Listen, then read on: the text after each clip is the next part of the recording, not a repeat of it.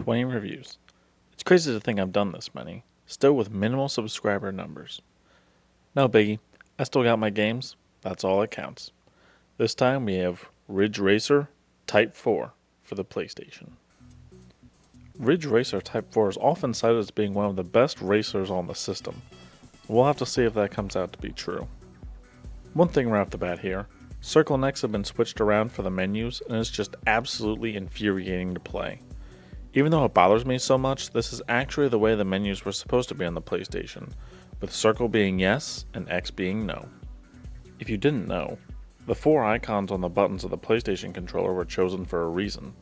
Square is meant to bring up the menu, because menus are square, I guess. Triangle to go back, because it's pointing up and out of the current menu. Circle is supposed to be yes, like circling the correct answer, and X is no, as in you're crossing it out. So if you didn't know that, now you know. But like I said, this game follows that rule, but hitting circle to advance the dialog boxes is so confusing. Often just called R4, this is the 4th game in the series. Not sure where they got the Type 4 from, but the type doesn't really mean anything.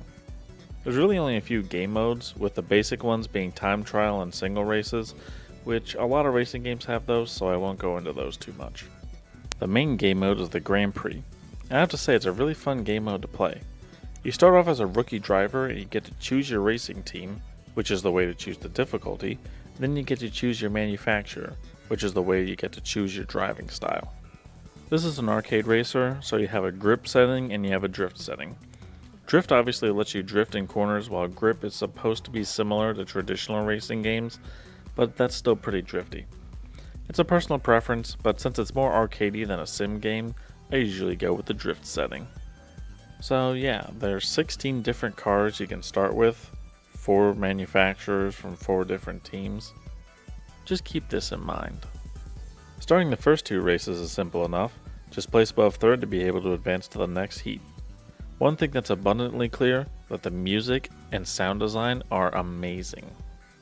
The menus had good music to just chill out and not really distract you from the fact you were doing menu stuff, but the in-race music is super engaging, it's original, and the progressive jazz genres that are prevalent in the soundtrack just make this game feel so Japanese. I could never put my finger on the atmosphere before, but this game just feels authentically Japanese. Between the menu controls and the music, this is just one of the least westernized westernizations I've come across, which is I think why a lot of people regard this game so highly. Speaking of good music, the intro movie for this game is just amazing. This is truly one of the best game intros I've ever seen. I never skip it. It totally gets me in the mood to play this game. Up until now, I've mainly been singing praises for this game, which R4 absolutely deserves, but there's still some problems I have with this game. Like I said before, even with the grip setup, the control of the cars are just so slick, and in a bad way. Every turn I have to absolutely memorize. I mean, it helps to memorize tracks in most racing games, but for R4, you need to know how to approach each and every turn on every track, which I just don't have that kind of dedication for the game. And it's even worse with the drift controls. Again, I usually try to adapt to the drifting as it's this game's hallmark, but when I let off the gas for even a second, the rear end kicks out. The drift cars just slide out doing everything. And it's not like I've never played a drift game before. This is so extreme. It takes me 3 or 4 races just to adapt to one track. Another problem is the unlocking of cars. It's the most frustrating thing ever. On the packaging it boasts about how many cars the game has, but most are just slight variations on other ones. You want to know how you unlock every car in the game? You have to place differently in each race of the Grand Prix. Each placing combination results in a different car unlocked, so you have to play through the Grand Prix hundreds and hundreds of times to unlock them all by getting different placements. There's also a challenge mode where you can race against some special cars. I unlocked this one car that literally has 1 gear and just accelerates immediately to the highest speed. It was certainly a challenge, but I did prevail in the end. I definitely did not want to go through that for multiple cars. 1 was bad enough.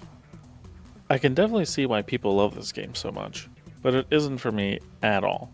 It's just too different from other racing games, and I can't ever get accustomed to the controls.